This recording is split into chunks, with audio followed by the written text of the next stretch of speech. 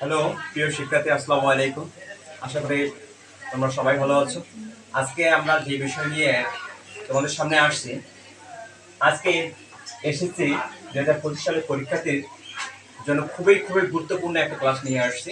শুধু আজকে ক্লাসে বাংলা প্রথম পত্রের সাজেশন দেওয়া হবে, খুব গুরুত্বপূর্ণ সাজেশন দেওয়া হবে। আপনারা অবশ্যই ভিডিওটা দেখবেন। তো আগে আমরা বলি, বাংলার সাজেশনের আগে বলি, আমাদের প্রশ্ন বাংলায় এত লেখি আমাদের রেজাল্ট ভালো হয় না কেন? অনেকে আমরা বাংলার লেখার নিয়মটা অনেকে জানি না, বাংলা পরীক্ষার লেখার নিয়মটা অনেকে জানে না। অর্থাৎ তাদের জন্য একটু জানাই দেই কিভাবে লিখতে হবে আর কোন কোন বিভাগ থেকে কোন কোন প্রশ্নগুলো লিখতে হবে। অর্থাৎ প্রথমে যে আমাদের গদ্যাংশ থাকবে, তারপর কবিতা অংশ থাকবে, তারপর হচ্ছে উপন্যাস থাকবে, নাটক থাকবে। অর্থাৎ এইখানে থাকবে গদ্যাংশ থেকে আমাকে দুইটা প্রশ্ন উত্তর দিতে হবে, কবিতা থেকে দুইটা প্রশ্ন উত্তর দিতে হবে, আর উপন্যাস থেকে একটা প্রশ্ন উত্তর দিতে হবে, আর নাটক থেকে একটা প্রশ্ন উত্তর দিতে হবে। অর্থাৎ বুঝলাম যে এইখানে দুইটা, এইখানে দুইটা, দুই দিয়ে চার, চার একে হচ্ছে পাঁচ, পাঁচ আর একে হচ্ছে ছয়টা। প্রশ্ন আমায় লিখতে হবে মোটে 60টা, কিন্তু হলো আমার 6টা। কিন্তু এই 60টা লেখার পরে আপনি যে কোনো জায়গা থেকে একটা প্রশ্ন লিখতে পারবেন। অর্থাৎ কথা না বাড়াই, আজকে আমার সাজেশন দিকে যাই।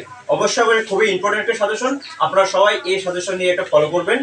দেখা যাক গদ্যাংশ থেকে আমাদের সাজেশনে এবার শোভা খুবই ইম্পর্টেন্ট, কয়েকবার থেকে আসতেছে শর্ট সাজেশন থেকে, বা আমাদের বিগত সালের পরীক্ষাগুলো হয়েছে বারবার এটা আসছিল। তার শোভা, তার হচ্ছে বই পড়া, তার হচ্ছে উপকৃত শক্তির উদ্বোধন, উভাগের স্বর্গ, শিক্ষা ও মনুষ্যত্ব, আমাদের ভেপু, পল্লী সাহিত্য, একাত্তরের দিনগুলি। আমি বলতে পারি গদ্য অংশ থেকে এর বাইরে প্রশ্ন হবে না, এর বাইরে প্রশ্ন হবে না, আপনি নিশ্চিত থাকতে পারেন। আর এগুলো অবশ্যই সলভ করে আপনার পরীক্ষা হলে যাবে। কবিতা অংশ থেকে দেখতে পারি কবতাক্ষ নদ, মানুষ, আমার পরিচয়, স্বাধীনতা শব্দটি কিভাবে আমাদের হলো, রানা, পল্লী জননী, জীবন সঙ্গীত, বঙ্গবাণী। উপন্যাস থেকে কাকতাড়ুয়া, নাটক হচ্ছে বইপুর। এগুলা এই এই এই যে কবিতা বা গদ্য অংশ, নাটক, উপন্যাস আপনারা খুব ভালো করে পড়বেন।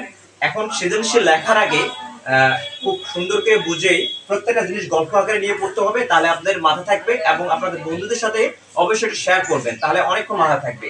আর এই এই যে এই গদ্য অংশগুলো আপনারা যেমন পড়ার মধ্যে আমরা নেই, কিরকম পড়ার মধ্যে নেই, খুব চাপে নিয়ে বই পড়ি, তাই সেইভাবে না নিয়ে আপনারা এই যে সুবা একটা গল্প আকারে নিজেকে নিয়ে নিতে হবে, কবিতাগুলো একটা গল্প আকারে নিতে হবে, তাহলে অনেকক্ষণ মাথা থাকবে।